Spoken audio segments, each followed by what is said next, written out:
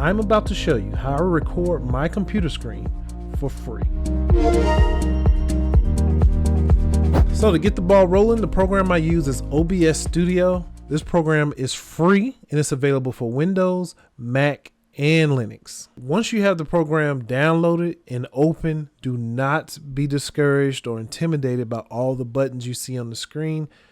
Just focus on what you need out of it. Come down to the screen and you can see your desktop audio, your mic audio, your video capture device. Basically, all you want to do is set your display capture to the screen that you're using on your computer. For me, I have multiple screens, so I'm just going to choose the screen that we're on. And then for the mic, it should be connected to your computer. Just choose your mic and press OK.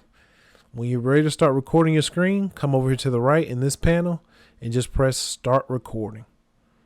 I'm already recording, so it's set for Stop Recording. So before you start recording, go to File, Settings, go down to your Output, scroll down to the recording box, and from here you can actually set where you want these recordings to go.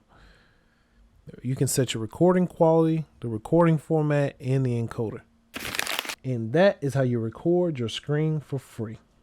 Until the next one. Peace.